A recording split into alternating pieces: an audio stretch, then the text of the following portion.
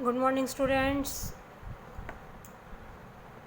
तो बच्चों हम इथेनॉल के बारे में पढ़ चुके हैं। नेक्स्ट हमारा है important organic compound ethanoic acid. Ethanoic acid का फॉर्मूला आपको पता ही है CH3COOH। कॉमन नेम इसका होता है acetic acid. Ethanoic acid mainly आपको कहाँ मिलता है? विनेगर के अंदर। विनेगर मीन्स सिरका, आपने सभी ने देखा होगा जो आप पिकल्स वगैरह में उसको प्रिजर्वेटिव के रूप में यूज़ करते हैं, या फिर आप चाउमीन वगैरह खाते हैं तो उसमें भी डाला जाता है आपके पास। विनेगर होता क्या है? 5 to 8% सोल्यूशन होता है इथेनोइक एसिड का आपके पास। इसकी फिजिकल प्रॉपर्टीज़ क्या होंगी? फिजिकल प्रॉपर्टी मेनली आपके पास क्या है?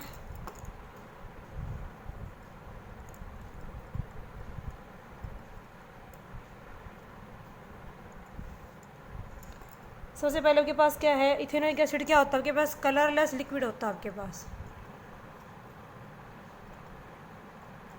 कलरलेस लिक्विड होगा आपके पास।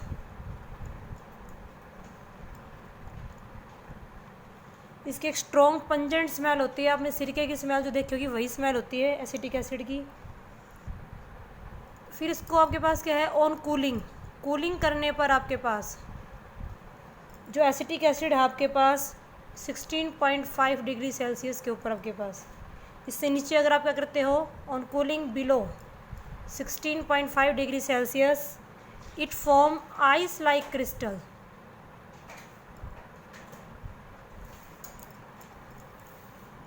आइस के जैसे क्रिस्टल होते हैं वैसे ही आपके पास क्या हो जाता है? क्या हो जाता है आपके पास? आइस लाइक क्रिस्टल में आपके पास क्या हो जाता है? फ्रीज हो जाता है आपके पास।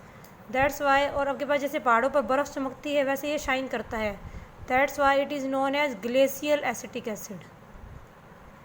ग्लेशियल वर्ड कहाँ से आया? ग्लेसरीज। आपके पास जो पहाड़ है आपके, बर्फ़ के पहाड़ जैसे शाइन करते हैं, धूप पड़ती है जब उनके ऊपर, तो that's why it is known as glacial acetic acid.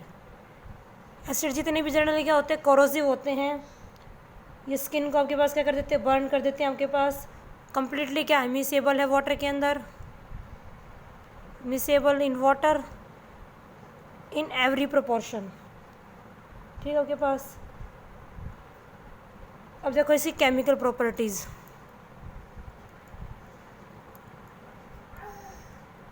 Chemical properties हालांकि एसिड की जो आपने सेकंड चैप्टर में पढ़ी है वही प्रॉपर्टी आपके पास, कोई ज़्यादा नई प्रॉपर्टी नहीं है।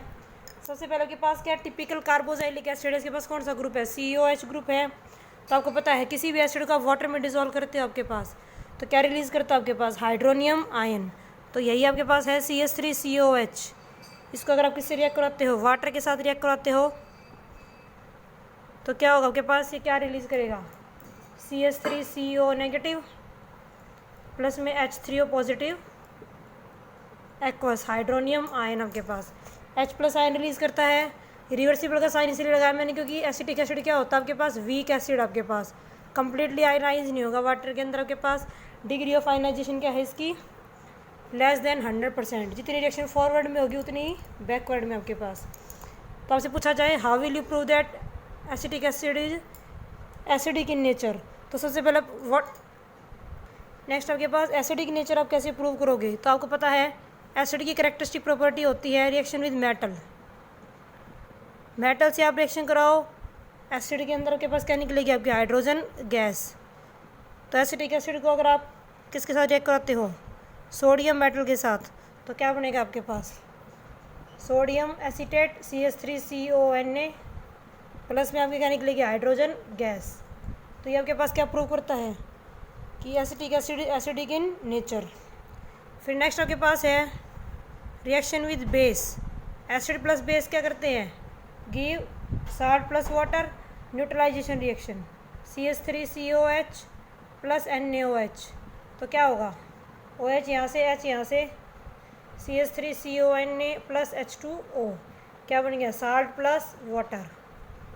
इसका नाम क्या होगा? सोडियम एसीटेट, या इसको बोल देते हैं सोडियम इथेनोएट। एक ही बात आपके पास। एसीटेट हम कॉमन नेम यूज़ कर देते हैं, इथेनोएट हम यूज़ कर देते हैं IUPAC नेम के अंदर आपके पास। क्लियर आपको? नेक्स्ट आपके पास है रिएक्शन विद मेटल कार्बोनेट। तो बेस के साथ रिएक्शन करेंगे आपके पास क्या बनेगा? Salt plus water. नेक्स्ट आपके पास reaction with metal carbonates and bicarbonates. ये सारी रिएक्शन आप सेकंड चैप्टर में पढ़ चुके हैं। कि एसिड के अंदर आप क्या डालते हैं, मेटल कार्बोनेट या बाइकार्बोनेट, तो क्या निकलेगी आपके पास, CO2 गैस निकलेगी विद ब्रिस्क एफरवेसेंस। एफरवेसेंस माने आपके पास क्या होते हैं, बुलबुले या झाग आपके पास। तो वेरी वेरी इंपॉर्टेंट रिएक्शन, ये रिएक्शन जितनी भी है इथेनोइक एसिड की, ये कंप्लीट करने में आपसे बहुत बार पूछी जाती है एग्जाम के अंदर। तो नेक्स्ट आपके पास reaction with sodium carbonate and bicarbonate, sodium hydrogen carbonate कह सकते हैं बाइकार्बोनेट को। तो सोडियम कार्बोनेट के साथ रिएक्शन करोगे आप क्या बनेगा, salt plus CO2 plus H2। वही रिएक्शन के साथ होगी कार्बोनेट के साथ, salt plus H2 plus CO2 gas बाहर निकलेगी आपके पास, ब्रिस्क एफरवेसेंस CO2 के बाहर निकलेंगे आपके पास। तो ये आपके पास कन्फर्मेटरी टेस्ट है जितने भी हैं एसिडिक नेचर को प्रूव करने के लिए इथेनोइक एसिड का। क्लियर है आपको। फिर आपके पास नेक्स्ट है एस्टरिफिकेशन रिएक्शन, जो आपने पीछे उसमें भी पढ़ी है एल्कोहल में भी। तो सेम रिएक्शन है कि एसिड प्लस अल्कोहल में क्या देंगे, एस्टर प्लस वाटर आपके पास। तो आप एसिटिक एसिड लीजिए CH3COH प्लस में क्या लोगे आप C2H5OH, और किसकी प्रेजेंस में रिएक्शन होगी, कंसनट्रेटेड H2SO4। कल भी बताया था मैंने आपको, H2SO4 यहाँ पर किसका काम कर रहा है, डिहाइड्रेटिंग एजेंट का। डिहाइड्रेशन मतलब आपके पास वाटर को बाहर निकालना आपके पास। तो क्या बन जाएगा CH3COOC2H5 प्लस में H2O। तो ये आपका क्या बन गया, एस्टर। एस्टर क्या होते हैं, स्वीट स्मेलिंग कंपाउंड आपके पास। एस्टर का नाम आप कैसे देंगे, देखो मैं बताती हूँ। CH3COC2H5 आपको क्या करना है, COO के बाद जो ये ग्रुप है ये आपका क्या कहलाएगा, सब्सटीट्यूएंट। C2H5 क्या कहलाता है आपका, इथाइल। इथेन से हाइड्रोजन हट गई इथाइल। अब देखो एस्टर के लिए सफिक्स क्या लगता है, अल्काइल OH। तो अल्काइल तो आपका क्या आ गया, इथाइल। 2 कार्बन के लिए आप क्या यूज़ करोगे, इथ, सिंगल बॉन्ड एन, और इसके लिए सफिक्स लगता है OH। तो इसका नाम बन गया ethyl ethanoate, that is ester. Clear आपको। स्वीट स्मेलिंग लिक्विड होते हैं एस्टर आपके पास। जितने भी फ्लेवरिंग एजेंट वगैरह जो आपके पास होते हैं वो एस्टर से ही बनते हैं आपके पास। क्लियर है।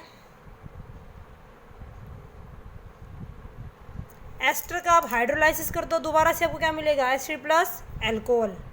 दोबारा से मान लो आप इसी एस्टर में क्या कर दो, CH3COOC2H5, इसी में आप क्या ऐड कर दो, वाटर ऐड कर दो आपके पास। तो क्या होगा, रिएक्शन ये एसिड की प्रेजेंस में होगी। तो CH3COOH प्लस C2H5OH। तो वापिस से क्या मिल गया, एसिड प्लस अल्कोहल। तो ये आपकी क्या आ जाएगी आपके पास, हाइड्रोलाइसिस ऑफ एस्टर। क्या होगा ये, हाइड्रोलाइसिस ऑफ एस्टर, ये वाला जो रिएक्शन आपके पास। क्लियर आपको।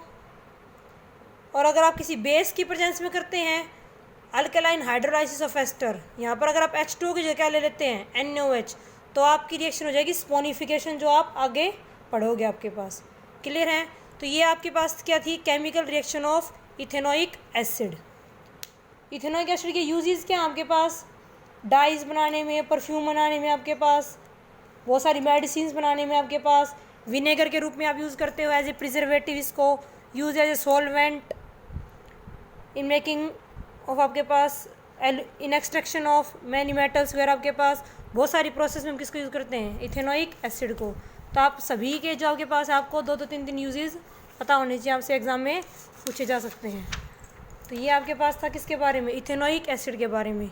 इस चैप्टर का लास्ट टॉपिक रहता है बेटा सोप्स एंड डिटर्जेंट, जो मैं नेक्स्ट लेक्चर में कराऊंगी। उसके बाद ये चैप्टर कंप्लीट हो जाएगा। Thank you, have a nice day.